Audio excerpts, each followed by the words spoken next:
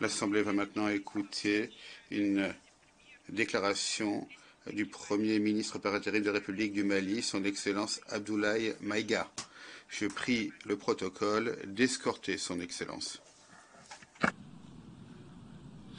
J'ai le plaisir de souhaiter la bienvenue au Premier ministre par intérim de la République du Mali, son Excellence Abdoulaye Maïga. Je l'invite à s'exprimer devant l'Assemblée.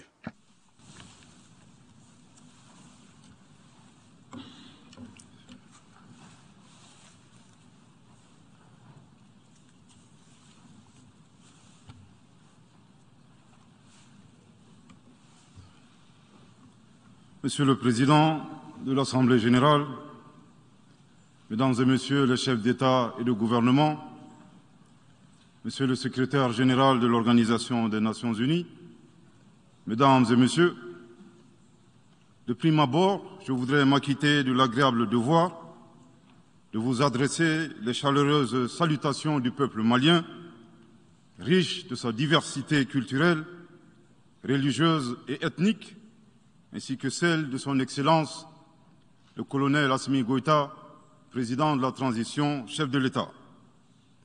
Monsieur le Président, votre brillante élection à la présidence de cette 77e session de l'Assemblée générale et la fin des travaux de la 76e session de l'Assemblée générale, brillamment conduit par votre prédécesseur, son Excellence M. Abdullah Shahid, de la République des Maldives, m'offre l'heureuse occasion d'adresser à vos Excellences les chaleureuses félicitations de tout le Mali.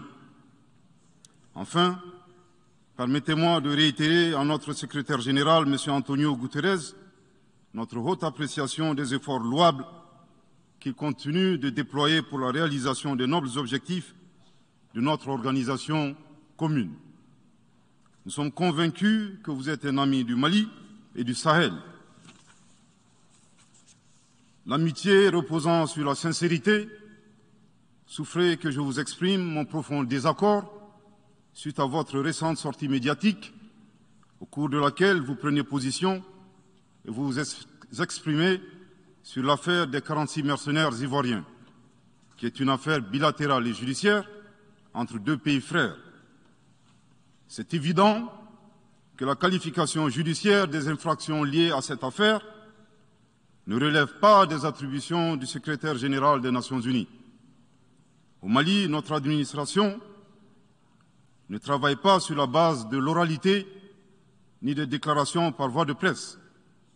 Par conséquent, nous nous en tenons scrupuleusement à la note verbale de la MINUSMA, la mission des Nations unies pour la stabilisation au Mali, référence MINUSMA bar PROT bar NV bar 226 bar 2022 du 22 juillet 2022, dans laquelle il ressort clairement qu'il n'existe pas de lien entre les 46 mercenaires et les Nations unies. Les récentes synchronisations des actions et l'harmonisation des éléments de langage consistant à faire passer le Mali, mon pays, de statut de victime à celui de coupable dans cette affaire des mercenaires sont évidemment sans effet. Excellence, Monsieur le Secrétaire général, votre position sur l'affaire des mercenaires a été suivie par certains responsables d'Afrique de l'Ouest. Donc, c'est sous votre couvert que nous leur adresserons des messages. À l'endroit du président en exercice de la CEDEAO, M. Oumaro Sissoko Ambalo, qui affirme, je cite, « On vient de voir avant-hier la déclaration du secrétaire général des Nations unies qui dit que ce ne sont pas des mercenaires. Moi, à la place des Maliens, j'aurais relâché ces 49 soldats. » Fin de citation. Je voudrais très respectueusement signifier à ce dernier qu'il existe un principe de subsidiarité, d'ailleurs au contour flou entre la CEDEAO et les Nations unies, et non un principe de mimétisme.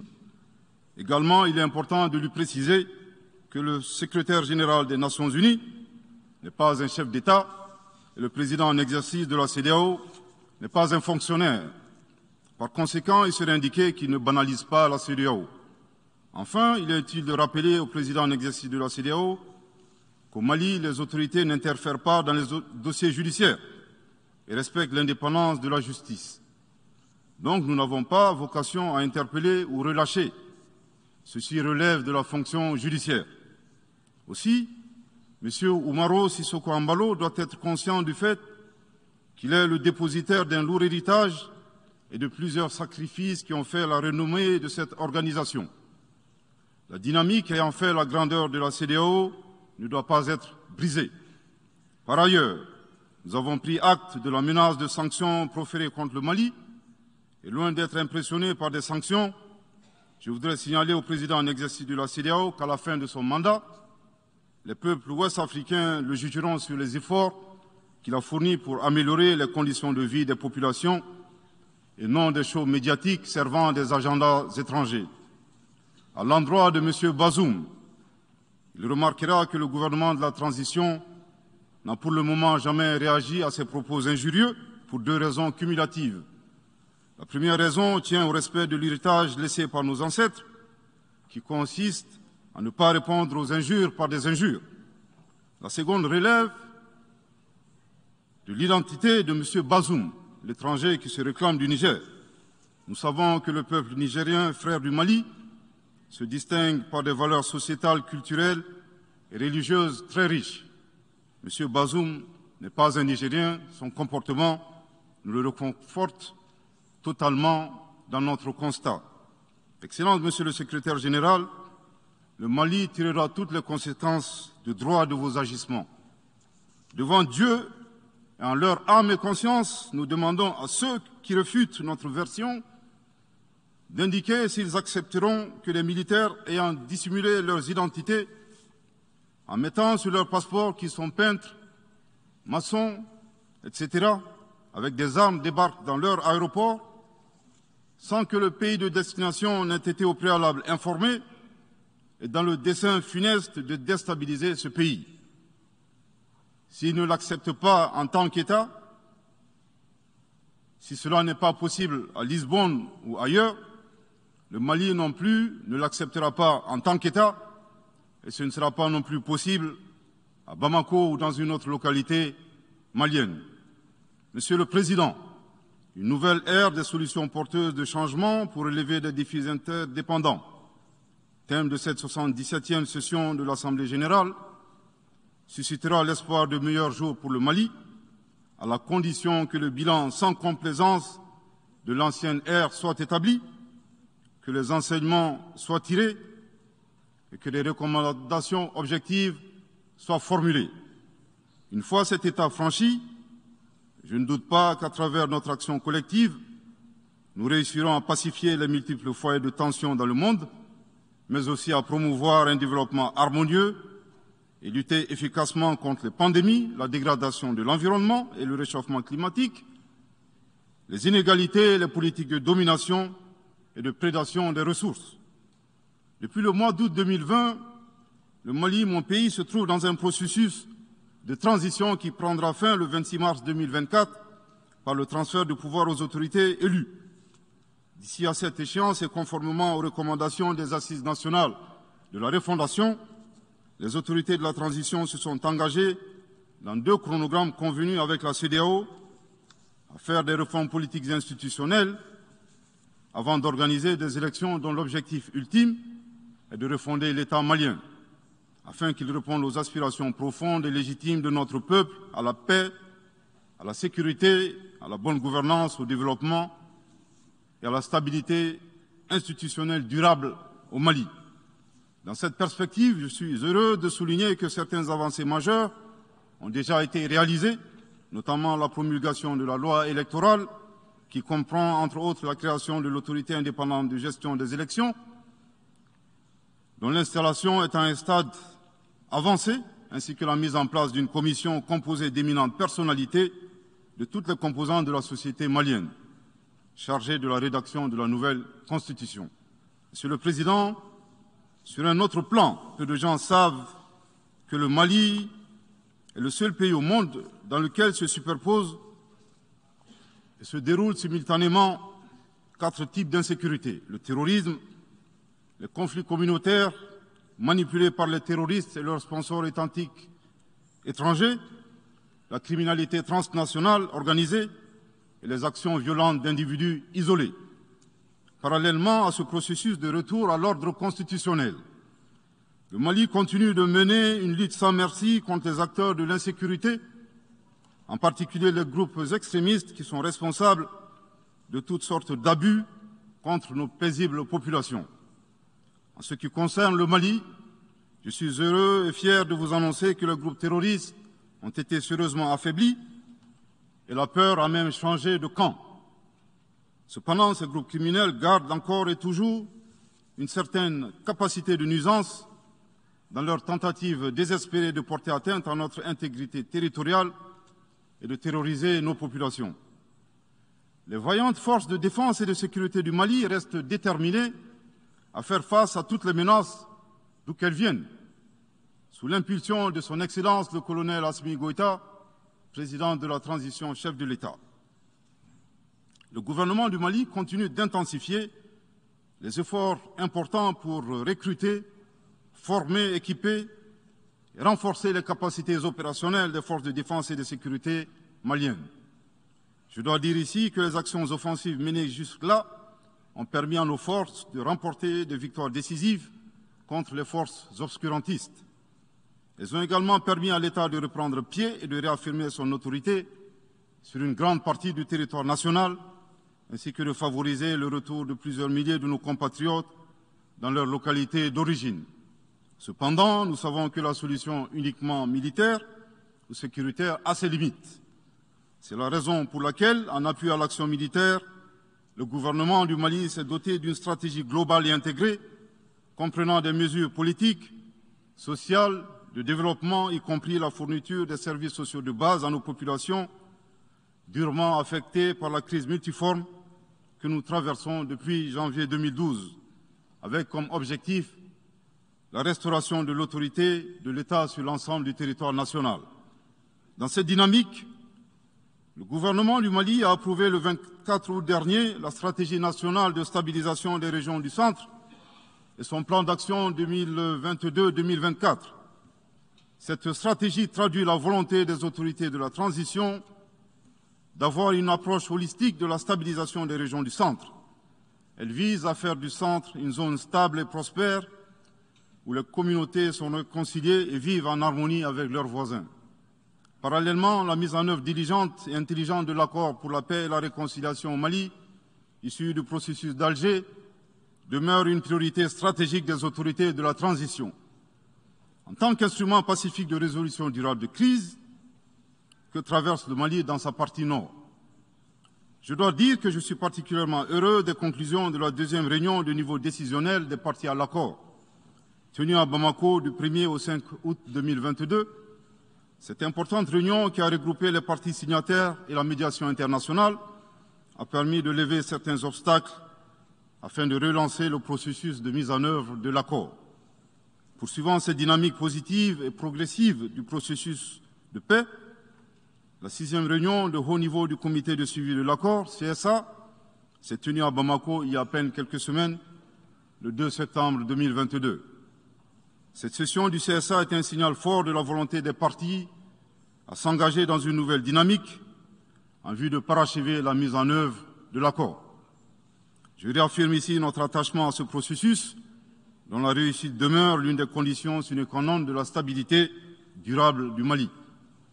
C'est le lieu pour moi de saluer une fois de plus le rôle actif de l'Algérie et l'accompagnement de l'équipe de médiation internationale. Je n'oublie pas ici la situation des réfugiés maliens dans les pays voisins, que je salue au passage pour leur hospitalité à l'égard des nôtres. Je n'oublie pas non plus celle de nos compatriotes déplacés internes.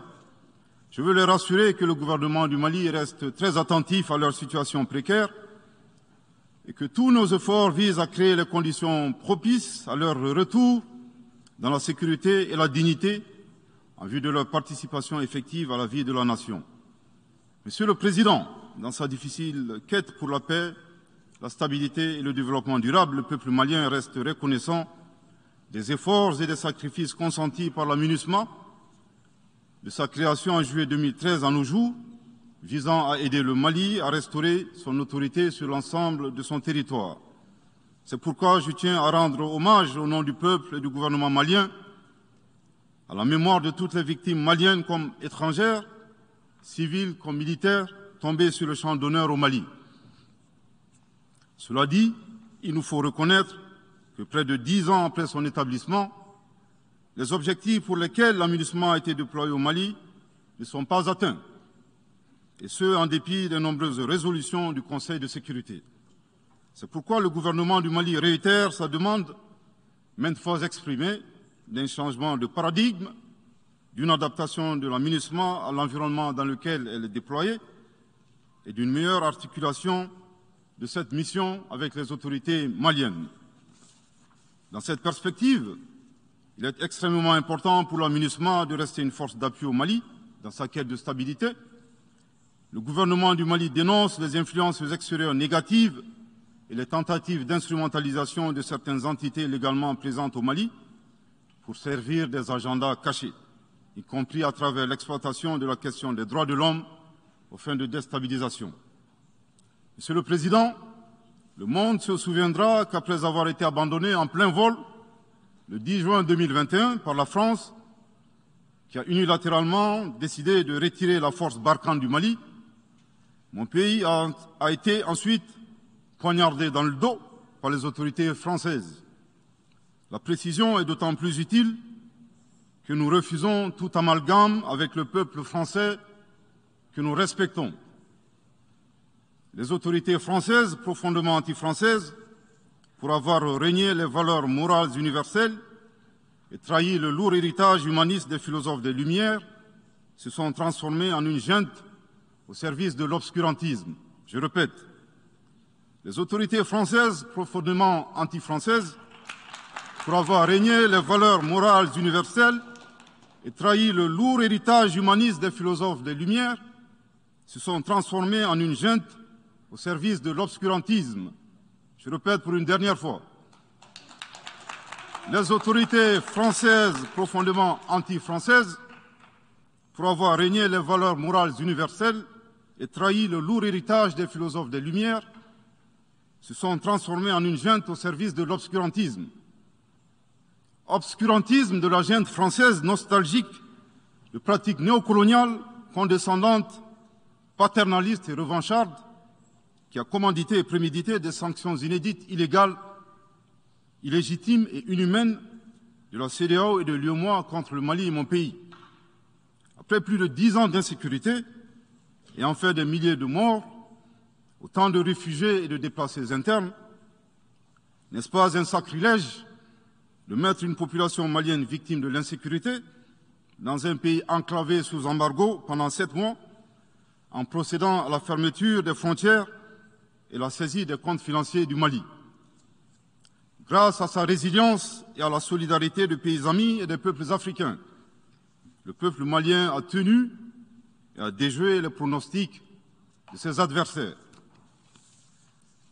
Obscurantisme de la junte française qui s'est rendue coupable d'instrumentalisation des différences ethniques, en oubliant si vite sa responsabilité dans le génocide contre les Tutsis au Rwanda, coupable également de tenter désespérément de diviser les Maliens, enfants d'une même famille. Enfin, obscurantisme de la junte française qui a violé l'espace aérien malien en y faisant voler des vecteurs aériens tels que des drones, des hélicoptères militaires et des avions de chasse plus d'une 50aine de fois, en apportant des renseignements, des armes et munitions aux groupes terroristes. Afin de se donner une bonne conscience, la junte française accuse le Mali de n'avoir pas été reconnaissant en se gargarisant de la mort regrettable de 59 soldats français au Mali lors de diverses opérations de lutte contre le terrorisme.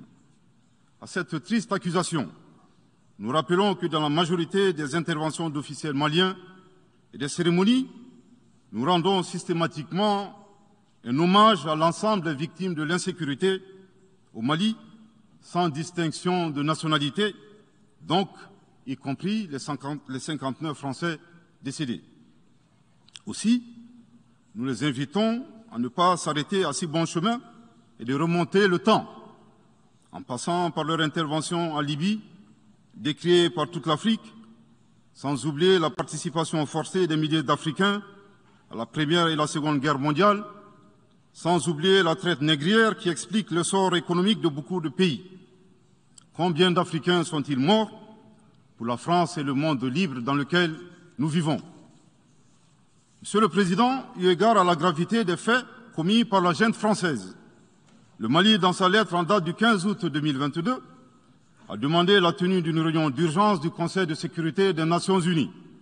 Cette réunion a pour objet de permettre au Mali de présenter les éléments de preuve en sa possession, démontrant que l'armée française a agressé en de maintes reprises mon pays, en violant de manière répétitive et fréquente l'espace aérien malien, sans autorisation des autorités maliennes, et parfois en falsifiant des documents de vol.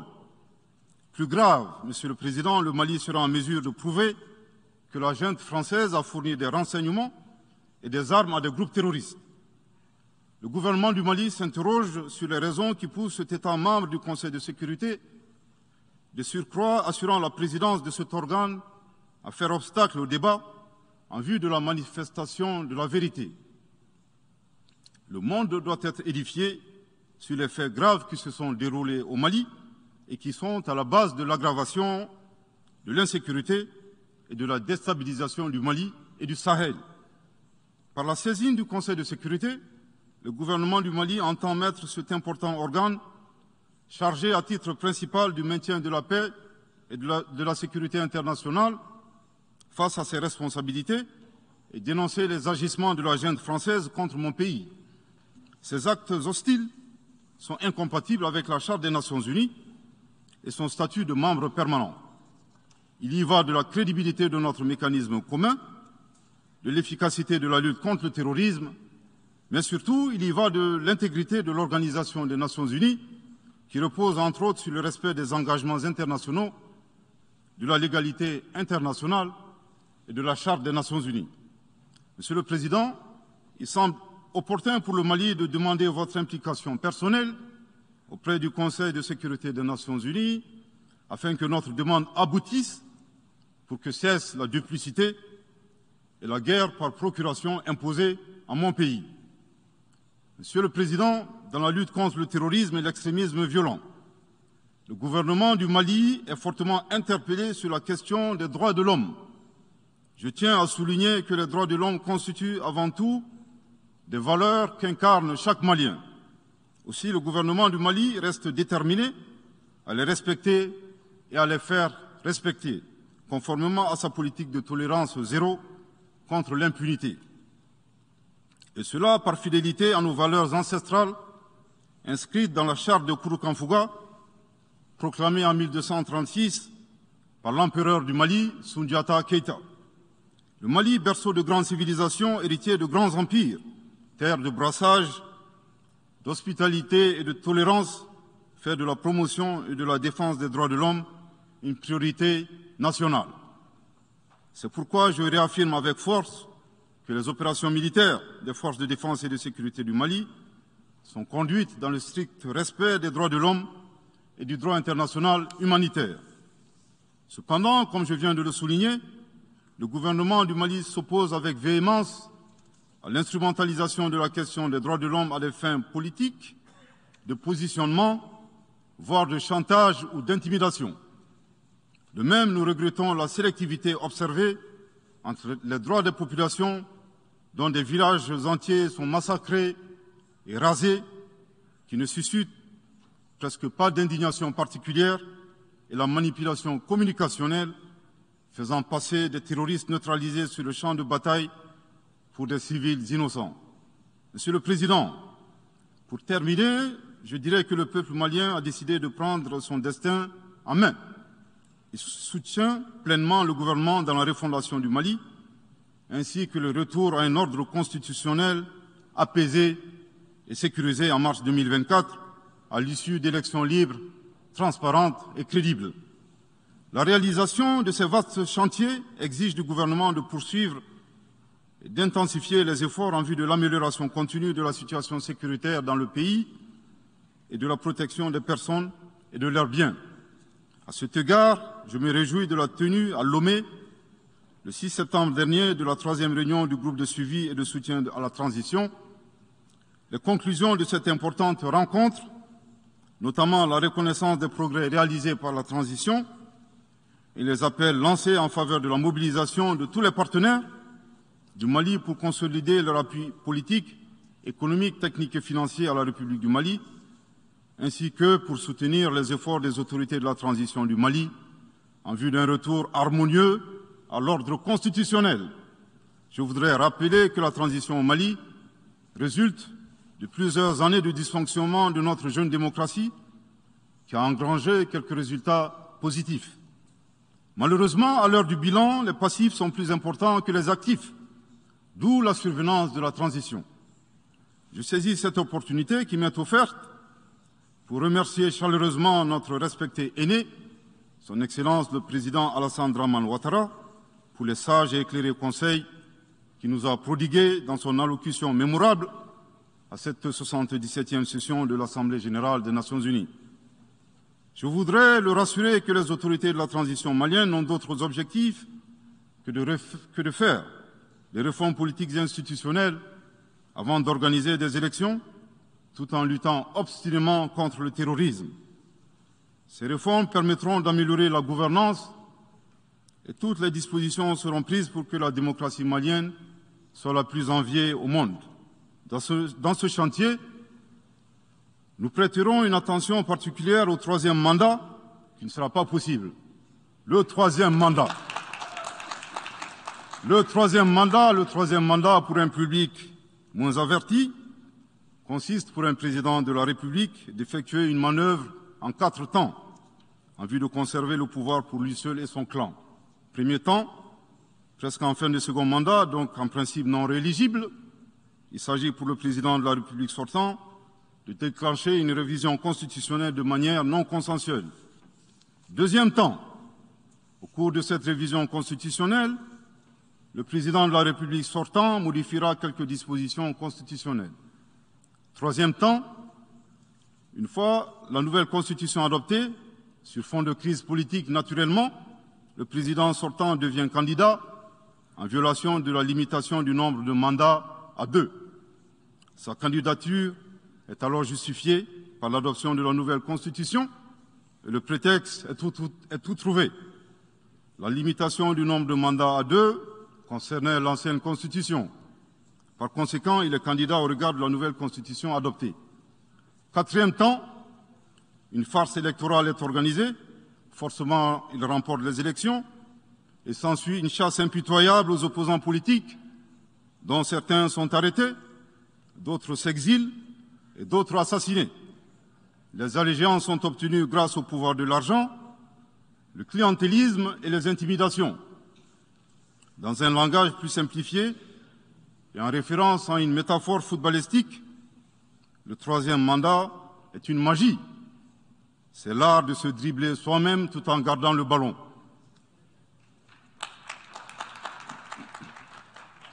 Excellence, Monsieur le Président Ouattara, vos conseils nous rappellent la triste histoire du chameau qui se moque de la bosse du dromadaire. Malgré les efforts tangibles de la transition malienne, dans la mise en œuvre des chronogrammes des réformes politiques et institutionnelles et celui des élections salués par la communauté internationale, Madame la ministre des Affaires étrangères de la junte française, à qui le Mali n'a pourtant rien demandé, a estimé qu'il n'y avait pas eu de progrès, oubliant que nul ne peut aimer le Mali plus que les Maliens eux-mêmes. Sa position singulière et son adversité ne nous surprennent guère. Victor Hugo, dans Claude Gueux, a classé le genre humain en 2 catégories, en indiquant, je cite, qu'il y a des hommes qui sont fers et des hommes qui sont aimants. Fin de citation. Madame le ministre, dont il s'agit malheureusement, n'est ni fer, ni aimant, elle est hideusement sui generis. Devant l'incertitude et les situations étrangères, le peuple malien adopte une attitude prudente.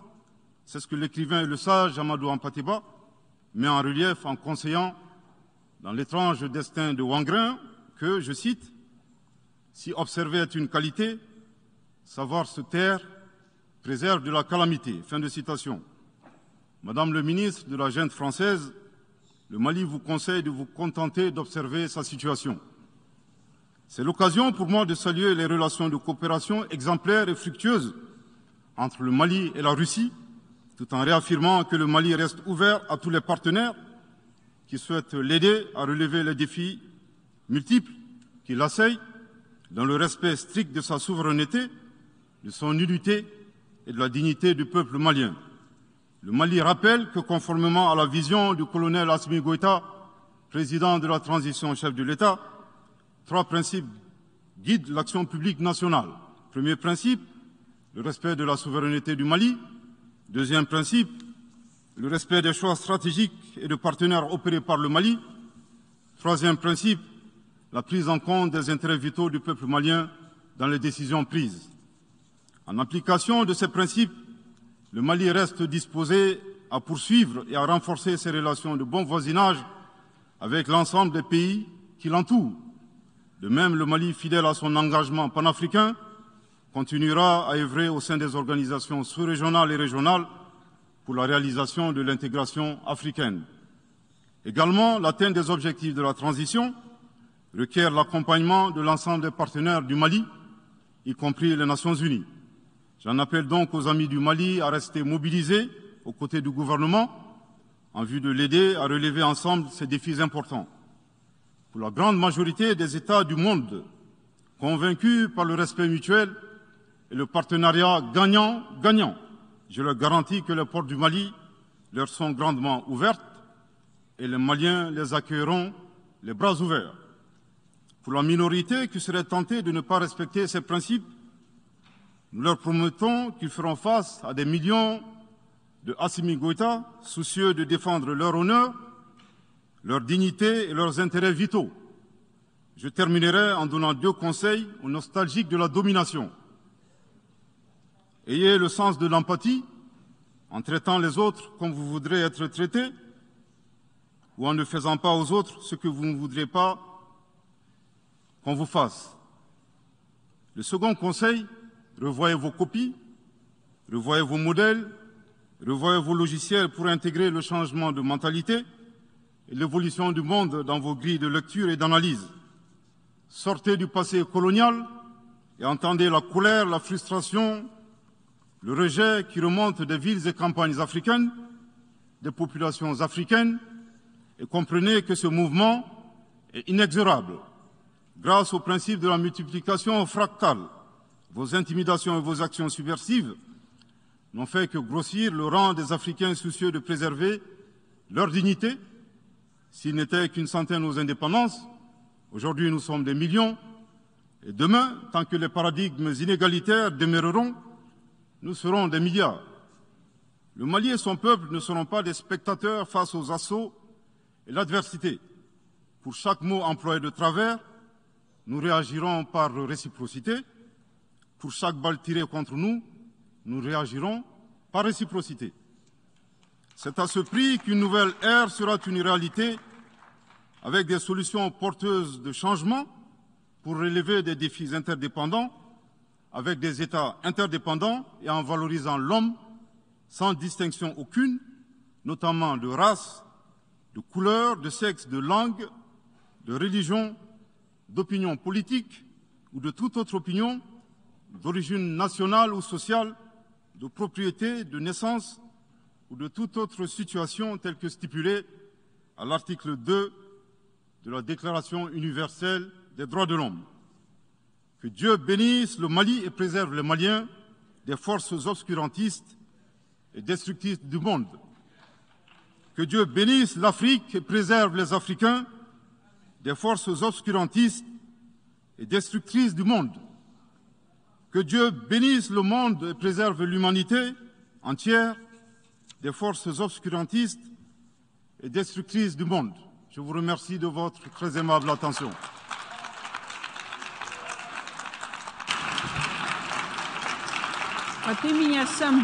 Au nom de l'Assemblée générale, permettez-moi de remercier le Premier ministre par intérim de l'Excellence du Mali pour la déclaration qu'il vient de faire. Je prie le protocole d'escorter son Excellence.